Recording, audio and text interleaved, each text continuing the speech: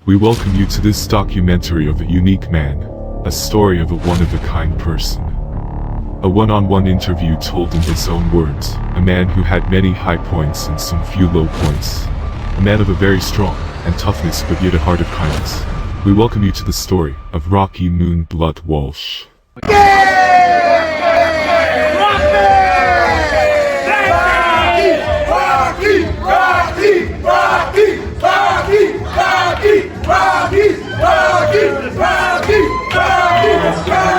So let's start with this. Did you move around a lot when you were a kid, Rocky? Oh yeah, I had to change high schools once, and that's a terrible thing to do to a kid, that's for sure. And I went at a tough time. It was the middle of my 11th grade year. And I grew up in Michigan. I'm in Detroit public schools in Michigan, Birmingham schools. They were nice. I lived in the suburbs. It was nice. But I still went from Michigan in the middle of your 11th grade year to move you. And we moved to South Carolina. So I went from Michigan to South Carolina. It was great about moving me in the middle of my 11th grade year when I'm a total freak.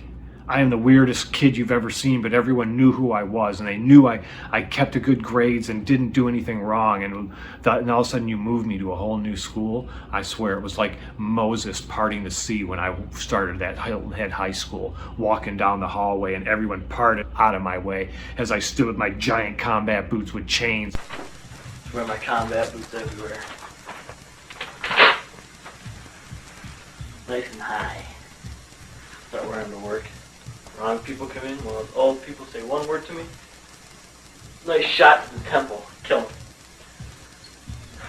And my spikes and my ripped up clothes, and no one would talk to me, but they would say from the sidelines, "Hey, where are you from?" And I would say, "Detroit, the murder capital," until I left. And they were like, whoa.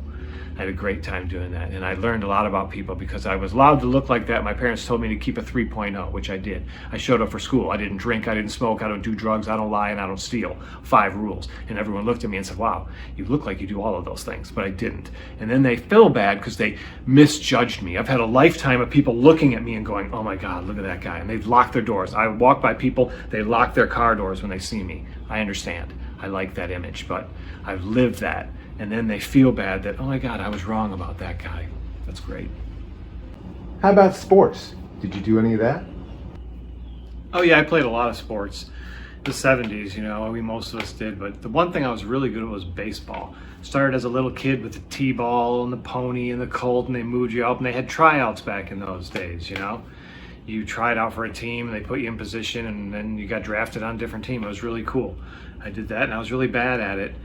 And I used to pull, I was afraid I was going to get hit by the ball. I was afraid the pitcher was going to hit me with the ball, and I was scared. So I would pull my pants up as high as I could at my knee and crouch down and just try and get a walk. And I would just wince when the ball would go by. And I'd be scared up until I was 13. And then when I was 13, I fell in love with Mr. T. And all of a sudden, I became Mr. T when I played baseball, and my baseball changed because now I went to the plate and I was no longer scared. I was mad at the pitcher, and I would get in there and I would dig in and I would grunt, the loudest grunt you ever heard when I would swing. I would go, growl at the pitcher, and then I would go, and then I would pace back and forth really fast, and then I would bang the bat on the plate and stare up at the pitcher and go, and then swing, and then I hit that ball and it would go because I had been bodybuilding for a few years. By the age of 13, I started at about 11 or 12, so it was a sight to see. I wish I had video of me playing baseball as Mr. T, and I would yell over the Mr. T-isms too. "Hey fools, you ready for another beating? You should have never came back." All my Mr. T lines. So I was good at sports because I worked out and thought I was Mr. T. So when did you start lifting weights, Rocky? I started lifting weights way early, and that was before anyone ever did that. I was about the age of 11. I started working out in my basement with weights. My parents got me those big red weights, and I would work out my arms, and everyone started making fun of me at school. And I told them I was working out and telling me, "No, you're not allowed to work out. You're too young. It'll stunt your growth. What are you going to do when you get old? It all turns to fat." Everyone had things to say to me about it. I started at 11, and then I kept on. I kept with it, and I started at 13 doing martial arts. My parents paid a guy to come over and private teach it. So I did martial arts and weightlifting in my basement. My whole basement became a gym. So by age 15, I had had 4 years of bodybuilding and 3 years of stretching and doing American kickboxing at age 15. So I was taking pictures at age 15 of me in the basement already working out with karate poses and giving them to girlfriends from different schools, and they're like, this guy is a psycho, and memorizing all these tough guy movies, and I was using all those lines. I became Mr. T and Sylvester Stallone and utilized all their energy and their lines in my youth, and I had such a great time. Never got in any trouble, and I looked like this. That's crazy. So what was your first car, Rocky? What did you drive back then, back in the day? My first car was like a 77 Toyota Corolla my parents gave me. It was a stick shift. I learned how to drive with the stick, which is important. And then when we moved to Hilton Head, I begged my dad for a car I saw on the side of the road. It was $1,500, and he walked up and said, all right, we'll give you $1,200 for this 78 gold Trans Am. And they took it. They sold me a 78 gold Trans Am for $1,200, and that was my second car. And that was my identity. I loved that car. That was the greatest car in the world, except the flywheel and crankshaft didn't match. It kept burning through clutches, and I couldn't afford it. That's why I'm a wanted man. I had to eventually trade that awesome 78 gold Trans Am for an 85 Ninja. I did an even title swap, and then I became a Ninja guy and rode different Ninjas on that island. I can't believe I lived through 3 different Ninjas riding Ninja. Gotta hear it run to appreciate it.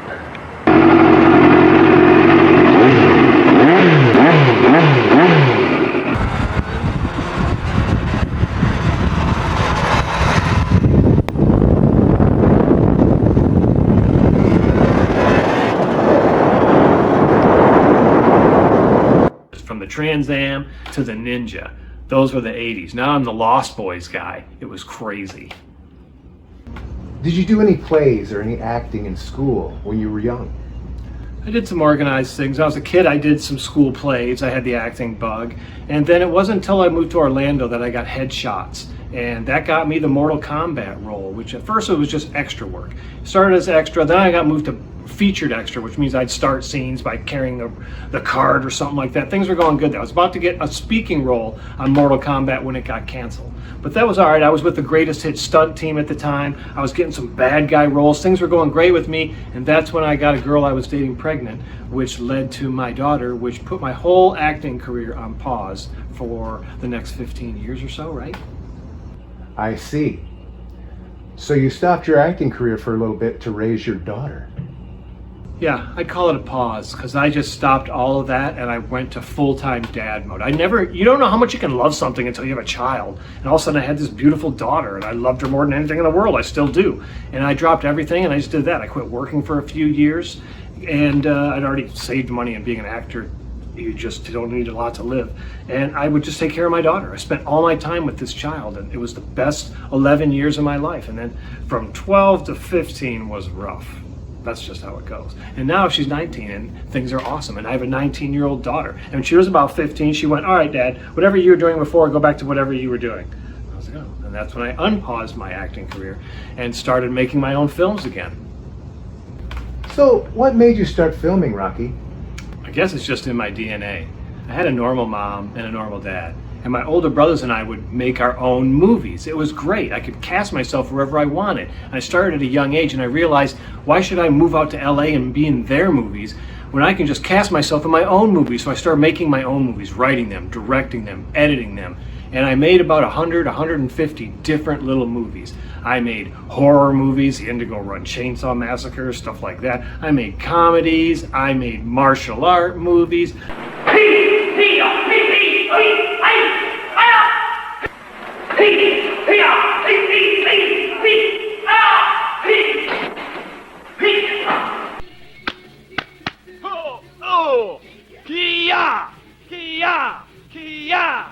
I made documentaries, I made films, and I didn't care where I filmed them. I went and did everything. And no one was filming back in those days. And I was filming all kinds of things. Music videos. I went everywhere to make music videos. I had tons of different hairstyles in different music videos. I was just filming all kinds of things. at least 150 different movies in the 80s and 90s that I went and filmed all on my own. It was great, but I had no way to just put it out there. I wasn't in LA or New York, and I had no way to get the stuff out there. There was no YouTube or anything like that. I had 150 movies, and I had no way to put it out there to the world. When did you start playing musical instruments, Rocky? I've been playing instruments my whole life, but I started playing the guitar and singing about age 15. I was in my first band in 9th grade. By 11th grade, when I moved to Hilton Head, I was in a cool band called Masquerade, and we played out at teen clubs on Hilton Head Island. That was bad because I was a bad singer, and I sang through a bass amp, which didn't help me at all. I must have some footage of that somewhere.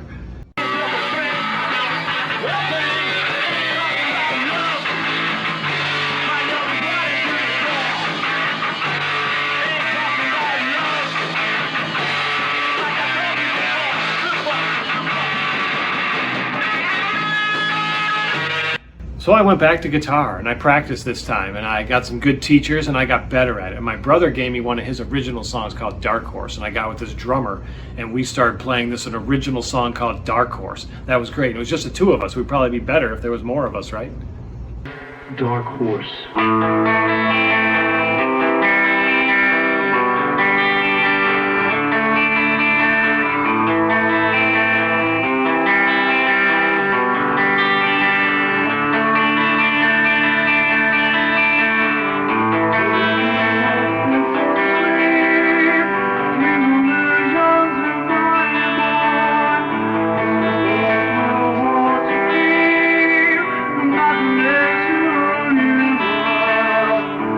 That was in Savannah, and then I moved to Atlanta and I was in some bands, and then I moved to Orlando and I was in a cool band called Lifted Veil, and we played the whole downtown Orlando circuit. That was really neat. I was a bass player in that band. That was a really cool opportunity, and I still play today. I practice every day. I practice today, and I play through the same amp. I bought an amp in the 90s in Savannah, and I still use it every day, the same amp. That's crazy, right?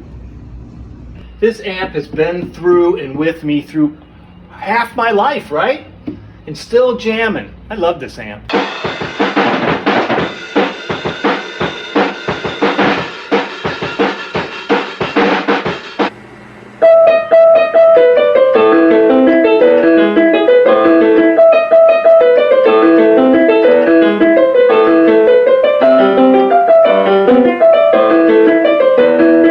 Entertainer.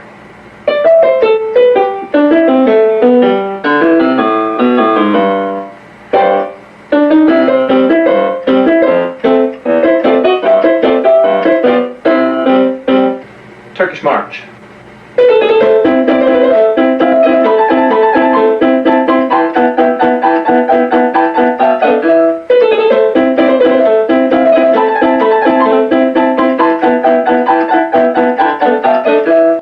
Did you ever do any workout videos?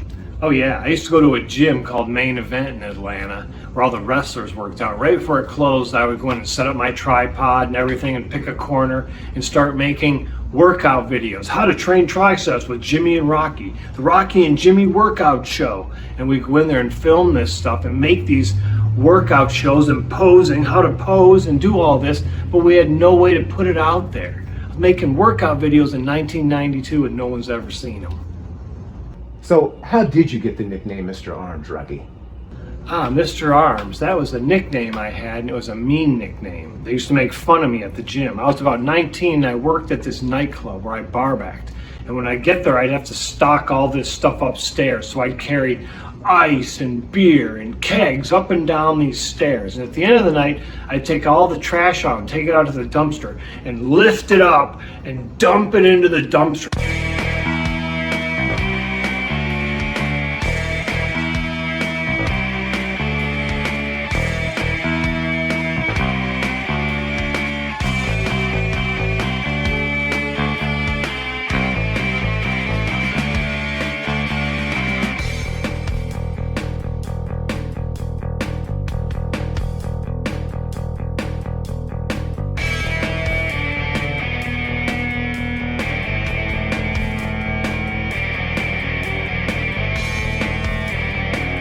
So all I needed was arms. So every day I went to the gym and I trained one body part. So 6 or 7 days a week, I go to the gym and I train arms. Every day, arms, arms, arms. So all the guys in the gym in Savannah started making fun of me. Oh, here he comes, here he comes.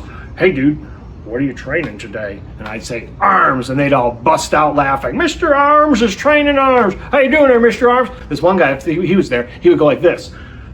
Clear the arm area.